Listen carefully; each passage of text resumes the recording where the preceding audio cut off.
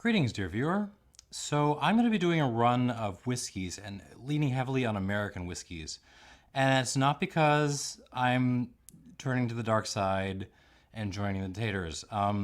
It's because I'm getting over a respiratory illness that's been hanging on for about, a little over a week now. Almost 2 weeks.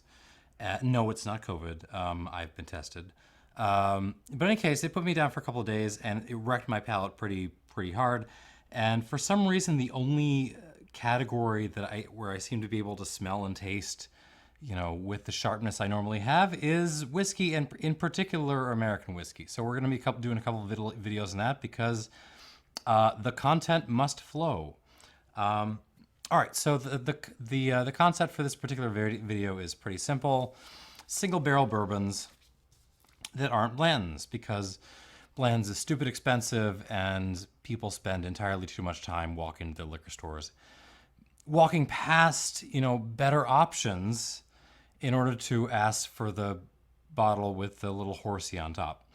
So we're looking for alternatives to that. And just to make things more fun, I've chosen options that are all bottled at 100 proof, at 50% alcohol, which is, 3.5% higher than the horsey and the rider guy and the grenade shape. So let's see how things get on. I've got a John J. Bowman from the Smith Bowman Distillery in Virginia. I've got a standard bottle of Four Roses single barrel, which I bought from a local grocery store, Mariano's, if you must ask. And this is a bottle of Tom's Foolery bonded bourbon, which you might say, wait, that's bottled in bond, not single barrel. It's actually both. This is actually, if you look, it is taken from a single barrel. It just happens to be bottled in bond at the same time. So we've got something else from the Sazerac portfolio from a sister distillery. We've got an entirely different single barrel option from a different style, different distillery, different mash bill. And we've got a craft offering. So I thought this would be a fun mix-up just to see, because we all know, these are all going to be better, as good or better than Blantons. It's just a question of, in what way? With what distinctive characteristics are they going to be as good or better than Blantons? So let's get this going. All right, let's pour our options here. Still got this cough hanging on. It's really kind of gross and disgusting. I don't actually feel sick. Like my glands have kind of stood down, so I know I'm not sick anymore. But my throat just feels scratchy and gross. And for some reason, whiskey is kind of is doing okay in terms of my tasting, and the rums and the mezcals and stuff are not so much. But more of those soon. All right, let's get this on the road. While my daughter is outdoors at the playground. John J. Bowman, Virginia Straight Bourbon. The Bowman Distillery has always interested me for a number of reasons. Initially because it's related to my granddad's favorite bourbon. So if you go to the East Coast, particularly to North Carolina, South Carolina, Virginia, those areas, you will find a bourbon called Virginia Gentleman. It is very much kind of, Confederate Reconstructionist. It's a cheap bourbon. It's not particularly good, but it was always my granddad's favorite bourbon. And so, I always had my eye on the Smith Bowman Distillery. And when, maybe a decade ago, they started putting out other options that were better, I did spend my time exploring them. Beyond this, there's the Abraham Bowman, the big boy. They got to the Isaac Bowman, which is trying to do the Angel's Envy thing, and in my opinion does it better than Angel's Envy. And the good old Bowman Brothers option, which is, good bourbon, small batchy, around $30 or so, and a perfectly acceptable option within that long list of options. It's also owned by Sazerac and his sister distillery to Buffalo Trace. Whence the interest here? Because the mash bill, they don't disclose the mash bill like Buffalo Trace, but it should be, in that same 8 to 12% rye, 80 odd percent corn territory. So that's my wife texting me and probably saying I'm gonna have to cut this short.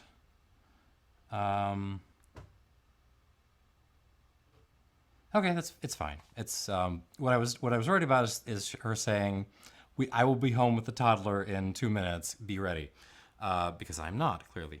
All right, so let's get dug into this John J. Bowman.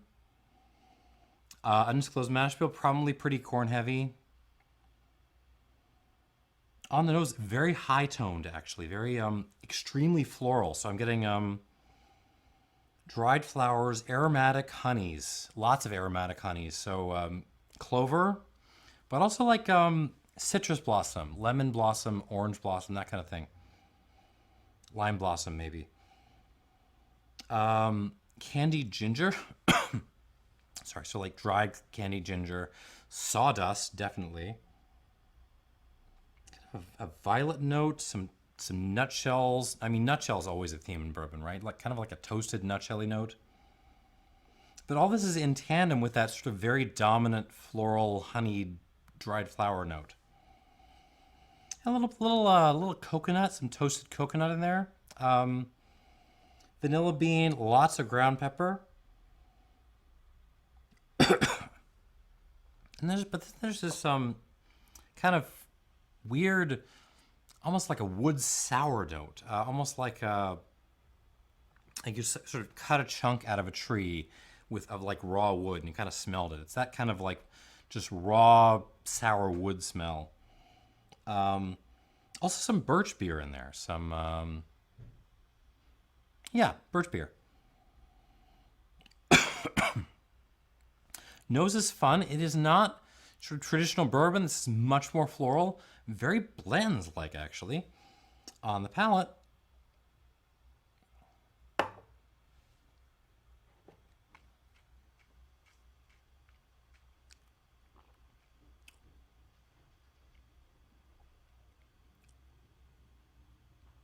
a little awkward, actually. Kind of a little... Okay, let's start with the form of this. The finish is... it's not short as in like it disappears quickly, but it's very towards the front of my mouth. Everything is happening in the front of my mouth. And the finish gets very awkward. This feels a little bit thin. It isn't filling out my mouth in the way that I would like, a bourbon at 50% ABV to be doing. The flowers definitely carry over.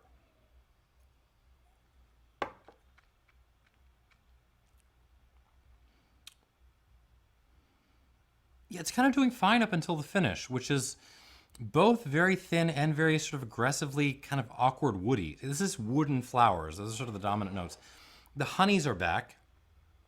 That wood kind of sour woody, the odd woody sour thing is back.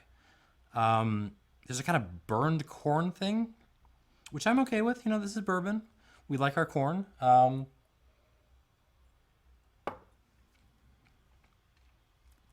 Some more traditional note, overstewed tea, white pepper, very ashy, some like nutshell ash, really just some ashtray stuff, like good old cigarette ashtray.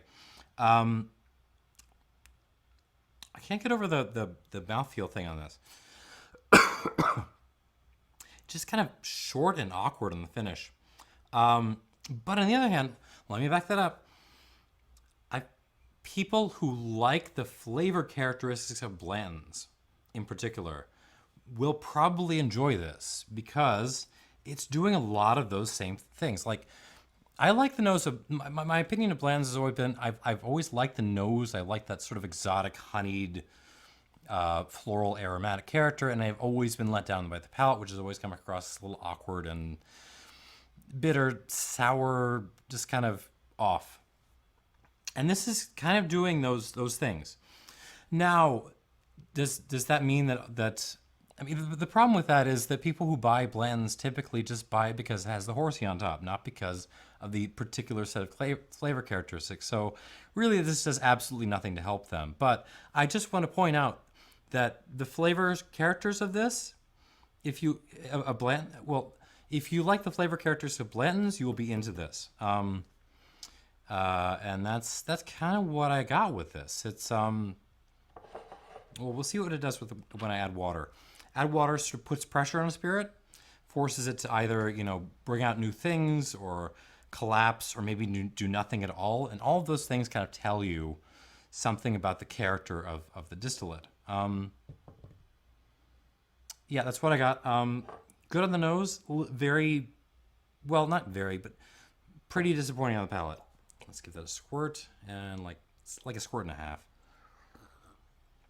All right, moving on to the Four Roses Kentucky Straight Bourbon single barrel. Again, this is not like a store pick, anything special. This is just what was lying around in a local grocery store. And in particular, this is aged in warehouse number TS. It is barrel number 35-6B. It's probably bottled circa 2020 or so. As a single barrel Four Roses, I will just read the information. All of their single barrels now come from mashbill OBSV, which is the slightly spicier yeast, and the 60% corn, 35% rye, 5% malt mashbill. And so now that I'm thinking about yeast, I mean, I think a lot of what's going interesting and also wrong in the Bowman, probably also Blanton's, has to do with the yeast. In some ways, the floral character actually reminds me of like low ester rums, those things which are kind of fermented super quickly, and they have these aggressive floral notes. There's something like that going on here. Anyways, back to the Four Roses. I'm sorry, I'm not shutting up about the Bowman, or about Blanton's for that matter. But let's get into this stuff. 50% ABV. I just gave you the mash bill, all that stuff. All right. On the nose, immediately more classically bourbon-y. So you're getting nutshells again. Even like a candied nutshell note, like confectionery nutshells, if that makes sense. But then you're getting like cinnamon red hots, like very aggressively cinnamony. Some black pepper, dried cherry, vanilla bean. Some little green hints, like a little artichoke leaf in there. There's something like an old man cologne note, which I sometimes get in turkey, but it's much more subdued here. But it's kind of there, you're hanging out with an old guy and he put his cologne from like the 50s on, and you can smell it, that kind of thing. And the corn is coming through, a little toasted corn, which is nice.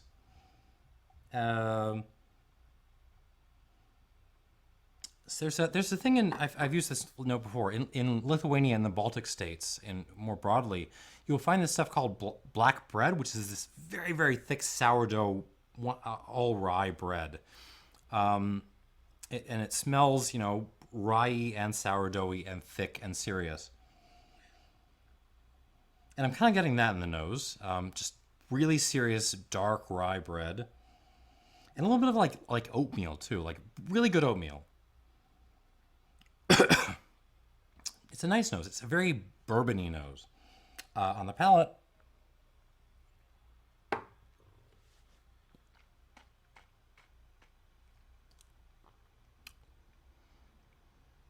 oh man.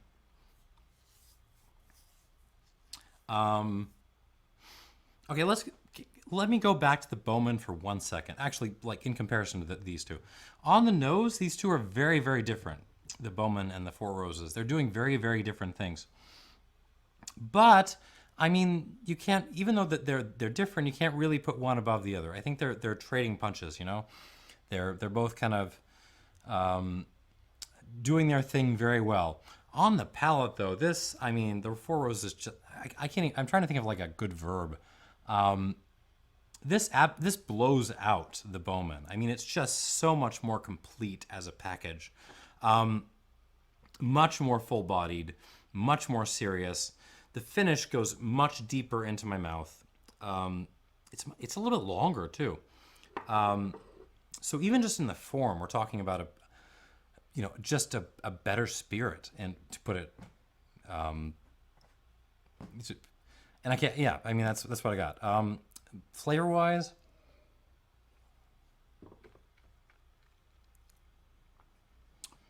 kind of carries on from the nose. A few new things. So you're getting, I mean, it's grainy, cinnamony red hots. There's a little bit of like a cafe drink note, like a flat white in there. Black pepper, English breakfast tea, kind of a leathery thing, like an old book thing. Well, old leather and like old paper, but nice. That cologne note again, much more subdued than on something like some of the turkeys, but it's there. Nutshells again, that sort of candy nutshell note, absolutely, and a little hint of like a dried grass thing.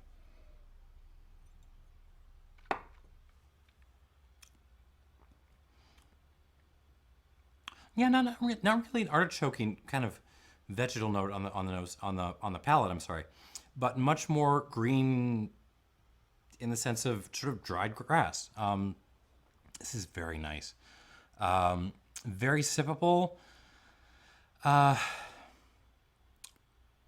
have no complaints about this. This is like to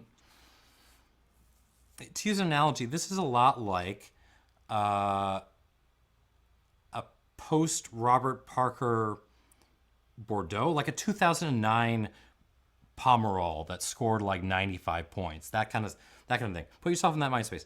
This understands the importance of being delicious, and it is delivering the deliciousness.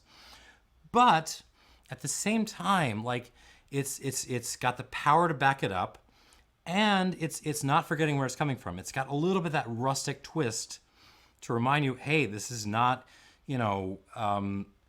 some bit of nonsense. This is still a bourbon. This has still got those slightly hairy notes, and I love that. This is very complete. We will see what it does. See if it falls apart with the addition of water. Again, I'm not saying drink everything with water. I'm saying, as a way of evaluating your spirit, adding water is a way of putting it under pressure and seeing what it does. All right, so we'll come back to that in a minute, and we'll finish off with the Tom's Foolery Bonded Bourbon. This is barrel number 284, bottle number 123. This was distilled in February 2014 and bottled June 2019, so a little over 5 years old. Tom's Foolery, I like their stuff. I've reviewed their apple brandy, apple jacky thing in the past, and I really loved it. So I went out and bought this bourbon. It is more expensive than these guys. I think this was around a little bit over 60 in my area, and I had to hunt for it. It's not very common. Sorry. Yeah, so they do have a thing on their site where you can look up every single barrel and batch that they have aging and they have release. The release thing is in the upper right hand corner. If you it's hard to look.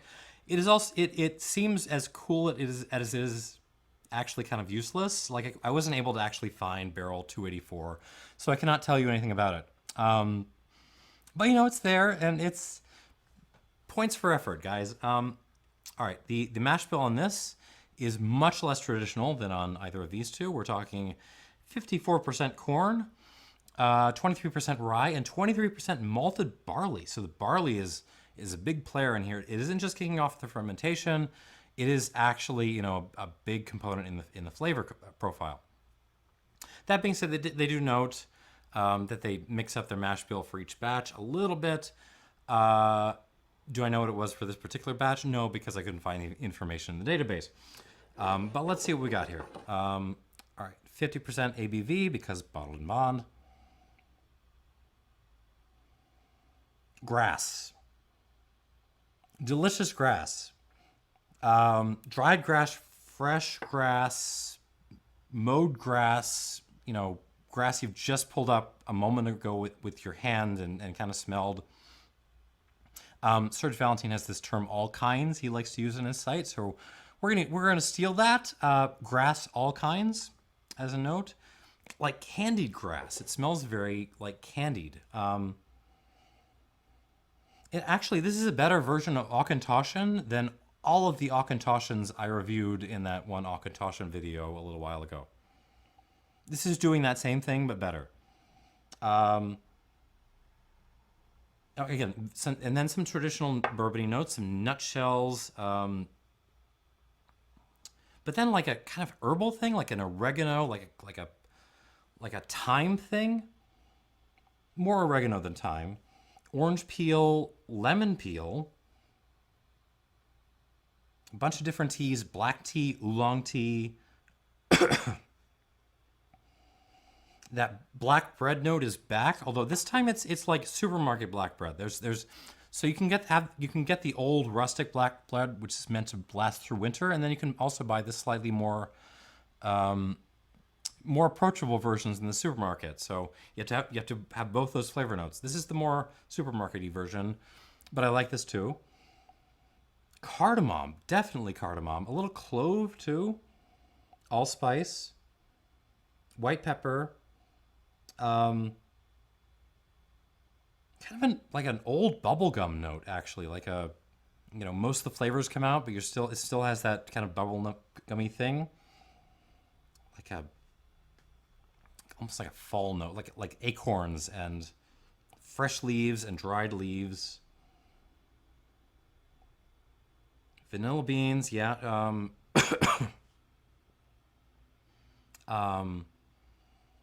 Kimchi? I've gotten kimchi in bourbon, in craft bourbons before, and it makes me very happy. And a little bit of a gummy worm note, like gummy worms, but you sort of covered them in dust and grass is kind of what I'm getting here.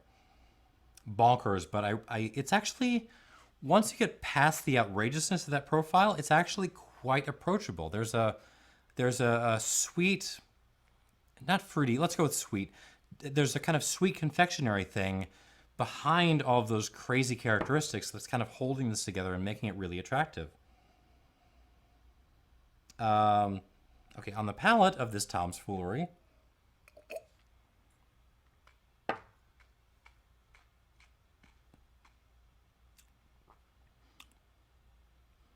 okay, let's start with also blowing out the John J. Bowman on the palate. Also very full-bodied and serious with a long finish. What that was the peppery note, kind of kicking in. It was there, but it was kind of kicking in extra late on the back end. Oh, that's fun. A lot of ground pepper, black pepper on this. But especially, most of the flavor profile is, again, dominated with that grass, all kinds, grass candy kind of note.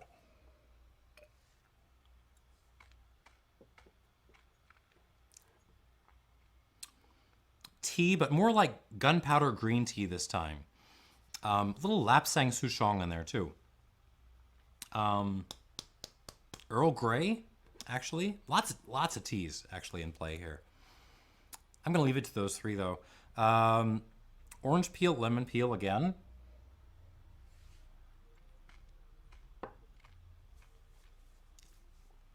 Something.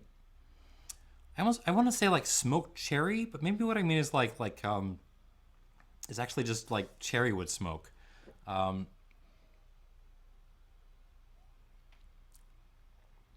I actually do mean like take a dessert cherry and then just smoke it, throw it in the smokehouse for a couple of hours. Yeah, that's absolutely in here.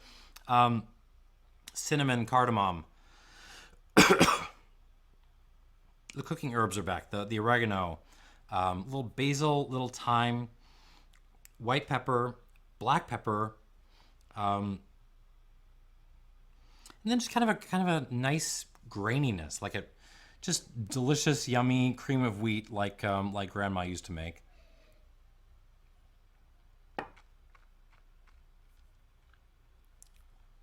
And that bubblegummy note, but sort of dirty, grassy bubblegum.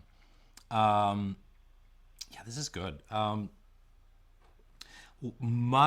Very different from the more traditionally bourbon nature of the Four Roses, but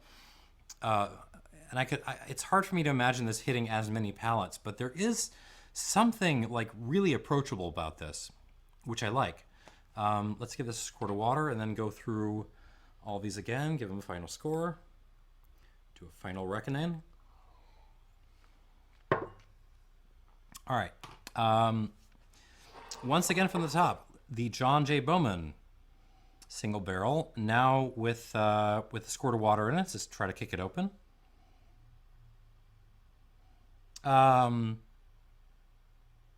Gets a little more peppery, and the wood sugars definitely come out to play a little bit more. Oh, what is that? There's like a... Well, now my brain is in like bubblegum territory. There's like a, weirdly enough, like a floral grape bubblegum thing coming out of this now. Which is kind of cool. It's not something I really like grape bubblegum, but also like cherry bubblegum. These are not things I expect to get in like my bourbon, but I'm not opposed to it. This is this is okay. A little more honey now too. The sort of high toned honeys, the clover honey in particular. Man, I cannot get over that sort of fruity bubblegummy note.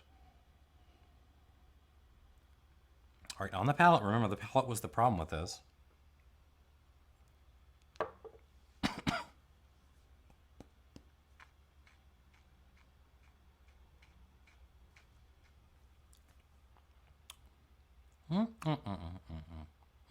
Nope. Had me for a second, then lost me. Good arrival. The arrival's very good on this sort of sweet honeyed, kind of oaky thing. A little hints of that kind of weird fruity bubblegummy note. Even a little hint of grass in there. So we're taking notes from the Tom's Foolery here. But then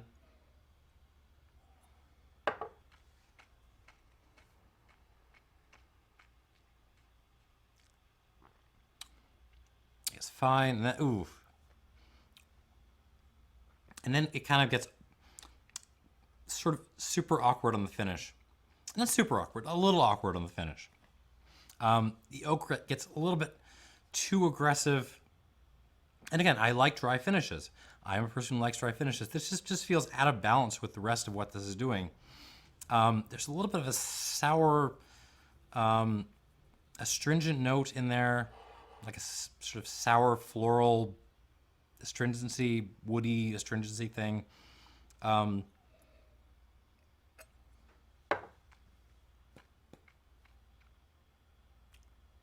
Okay, I'm being too hard on this.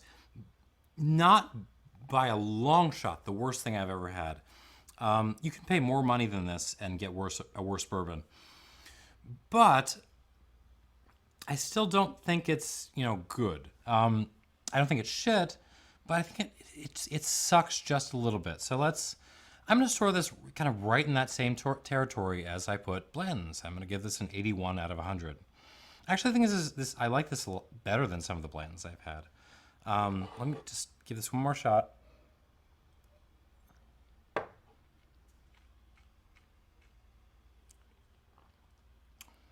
There's something interesting going on in that funky kind of red fruit, grapey thing on the nose with water and kind of in the front. But man, it just doesn't. It doesn't save the rest of the event. 81 out of 100. You know what? I'm going to be nice. 81 plus. 81 plus out of 100 for this because the fruity thing is kind of cool. But it's not winning this. It is not going to win this. Let's move on, shall we? Back to the Four Roses. And again, I should note all of these are single barrels. They're all going to be a little bit different, but single roses are pretty darn standardized these days. So I would be shocked if you happen to get an outlier. I mean, you might, but it's probably not gonna pass through the quality assurance process. Okay, interesting. On the Four Roses, on the nose, it's actually so it's the corn that comes out most of all, which I like. You know, we're drinking corn-based bourbony whiskey, so we like our corn.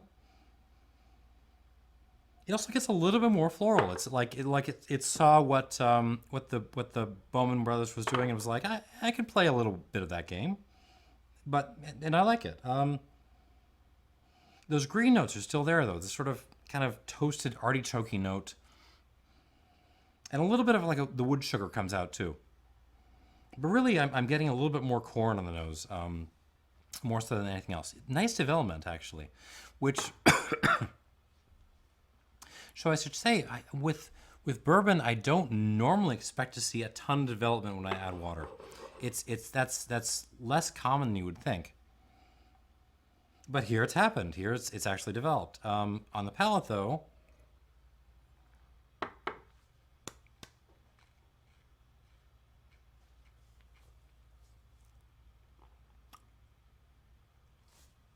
also develops really well with the water. The water actually extends the finish, and it sweetens things up a little bit. Definitely brings out those wood sugars. Not so much the wood tannins though. And it's also kind of just weaving things together, kind of tightening things up a little bit. This is what I want to see when I add water to spirit. This is getting a plus, whatever score I'm giving it, just because of how it's behaving with water. I mean, it's a good sign of the quality of this stuff.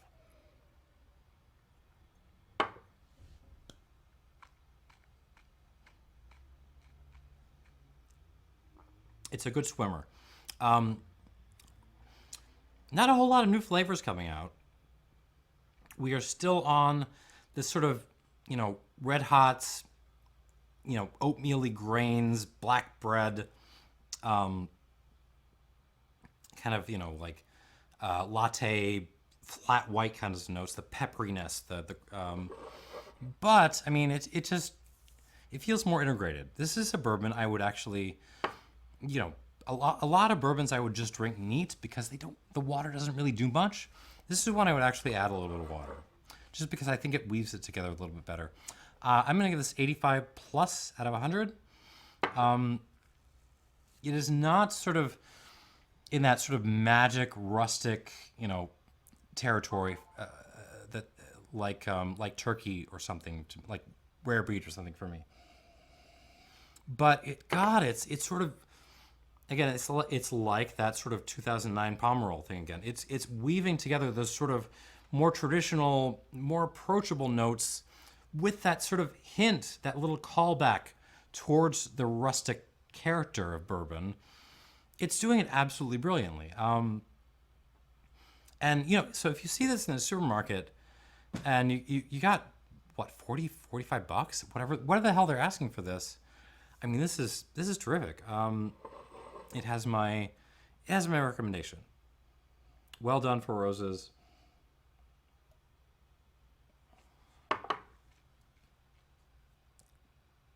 Yeah, I got to explore the range more. I mean, it's sort of been lost a little, except among the nerds. Nerds love their Four Roses, but for everyone else, it's kind of been lost in the shadow of MGP. It's sort of brother in the remains of the old Seagram Empire. But this definitely does. The distillery definitely deserves its nose. Also lost in the shadows of Bardstown. Everyone is super excited. Oh, hey, there's a new distillery which can make all these sort of different kinds of bourbon. And I'm like, guys, Four Roses has been there the entire time. I like Bardstown though. I'm just saying, Four Roses, it's right there. Don't get lost in the hype. Yeah, this is good. 85 plus, well done. Well done indeed. But the one that really has something to prove is the Tom's Foolery, the craft option, which is more expensive. Oh God, this is again. So what the water has done is it's kind of brought out a little bit of extra sweetness, a little bit of extra wood sugars, a little bit of extra cinnamon, along with that sort of cardamom thing, which is kind of a basso continuo note in this. Yeah, it's sort of bringing out this grassy creme brulee thing, which I really love. It just the water just brings everything together on this. This also gets a plus based on whatever score I'm going to give it. Oh, that's a good nose. Very unusual nose for a bourbon, but if you like exploring, if you like weird things, this might be your jam. On the palate,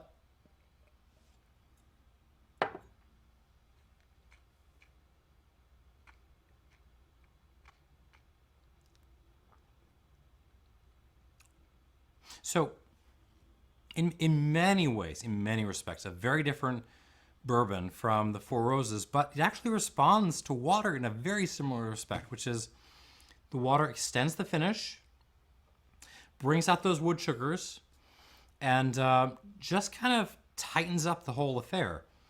God, this is good.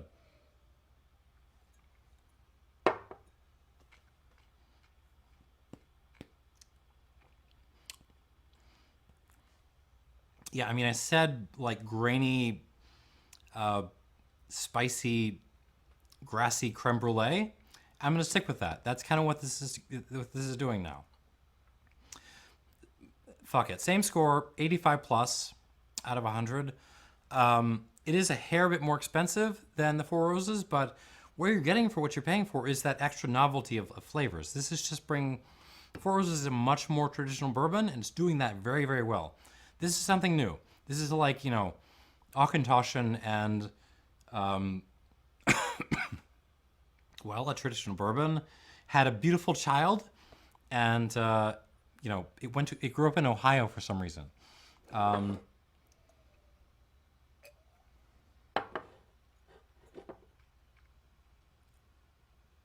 Very good, very distinctive. I like this. I would recommend this. So, yeah, just, I mean, well, no, that's not fair. John J. Bowman, if you are a Blanton's fan and you don't really care about the horsey and the grenade, like the two of you out there who just like the taste of Blanton's, go buy this. You can buy like 5 or 6 of these for the price of a bottle of Blanton's now. Everyone else, you can, IMHO, you can probably move on. These two are great. Go buy them. And that's kind of what I got. Single barrel bourbon. This is kind of a golden age for bourbon, y'all. And yeah, you just have to kind of explore beyond the sort of obvious options to see where the good is. That's what I got.